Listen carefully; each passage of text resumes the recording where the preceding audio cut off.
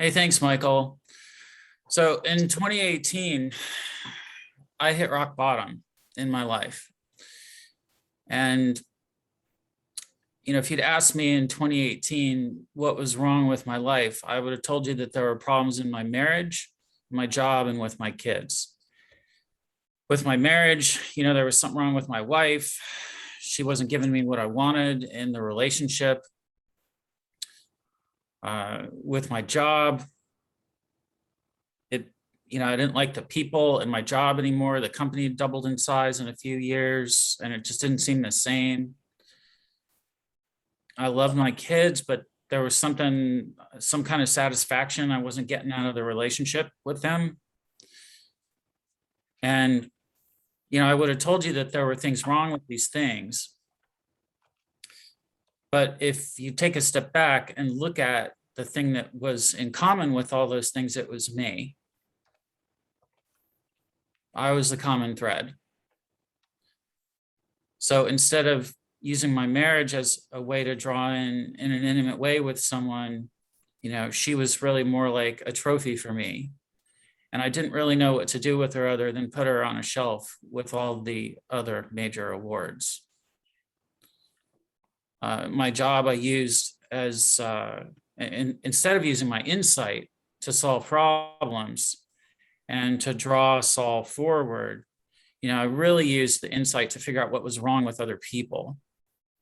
And with my kids, I really was only interested in using their shine to increase the glow that I wanted to reflect upon myself.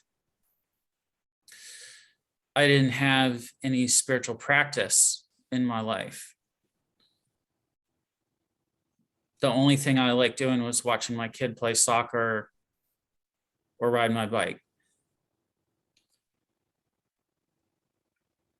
Then in 2016, my family went to Arkansas without me because I had such a poor relationship with my wife's mother. And I decided that that was a good time to pick up and start smoking marijuana again.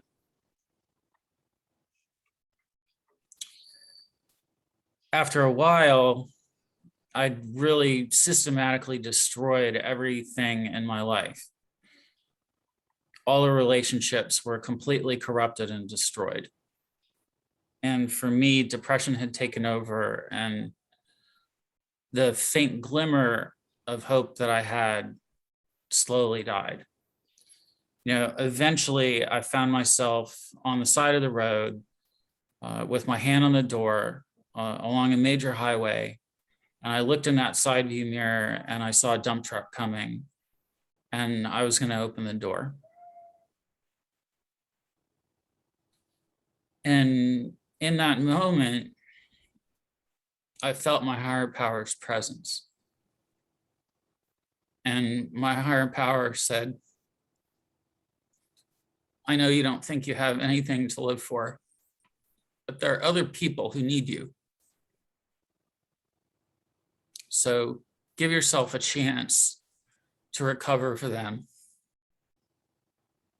I couldn't love myself, but I listened to that moment of inspiration, and I checked into a behavioral health unit and addressed the problems with my mental health. And a month later, things were a lot better.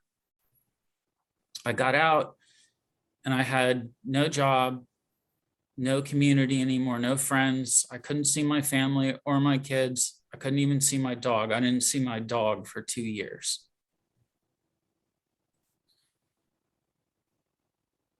So I needed to find a home. And the last house on the block for me was Narcotics Anonymous. The only thing that was possible, the other houses on that street were jails, institutions, and death. So I found a place where people would love me until I learned to love myself. And what I've learned in recovery is that I've changed from looking at my past with resentment, my present with anger, and my future with fear, to seeing acceptance of things in my past, being here in the present moment with love, and looking towards the future with faith. And now the only thing I know about my higher power is that it's loving and caring and greater than myself. And it can manifest itself as, spiritual wisdom that's been passed down from as other people in my life, as groups of people, as a way of looking at my life. The point is that I know what I want. I want to sit over there on my couch. I want to watch TV. I want to get high. I want to be an animal. That's what I want. But I don't do what I want much anymore. Once in a while, my higher power says, you can go over there and get some ice cream out of the fridge. It's okay. But mostly, I just look for my higher power's will, and I pray for my higher power's will to become clear to me and the power to carry that out. And that's enabled me to get through a lot of stuff clean. All the stuff that I went through before, I did it clean. I found my roommate dead right over there in that room because he relapsed. And I'd been watching him die for the last 2 months without realizing that was what he was going through. I had to talk to his mother on the phone next day. That was the second and last son that she had. She buried both her kids. The other one was killed in a police-involved shooting. I did all that stuff clean. I've seen my son go through 2 huge injuries. I've seen my mom go through COVID. I've done all kinds of stuff clean, and I'm celebrating 3 years next week. I got people coming to speak on my behalf, and I'm loved left and right. And at my school, well, the background is blurred so you can't see it, but these people gave me this this card, and it says, sometimes you forget you're awesome. So this is your reminder. I found this taped to my locker yesterday. And then it says, sometimes the smallest things take up the most room in our hearts. And that's because I've used my connection with my higher power to share my love and inspire people who are in a medical education program. That's the hardest thing they've ever done. This is the hardest thing I've ever done in my life.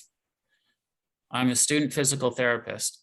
Hi, my name is Mark Curlin. I'm a student physical therapist assistant. Has anything changed since your last treatment? I'm in character now, I'm a method actor. I'm out there. We practice things. We have to pass lab practicals where I have to run a treatment. And if you don't pass, you're out of the program. If you don't get a 75 in all your classes, you're out of the program. And I can do all this stuff today because the world is too big for me.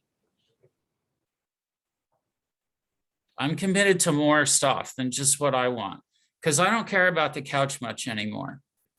That's a place I go when my kids are here. And I'm there for them. And I'm there for my kid's mom now. And I love her again. And I just got divorced in June because I can give up the resentments that are only markers of my past. So I just want to thank everyone here, my family. You're my family. You've grown to be my family.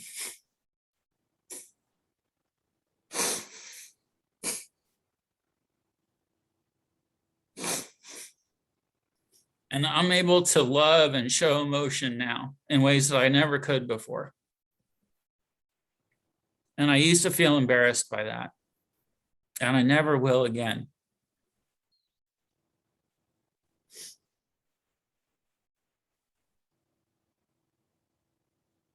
And my last shout out is just for my professors at my school. I love those people. I respect them. And it's just so great to be around wonderful people and get to live my dreams. And I count you all in that number. Mr. Toastmaster.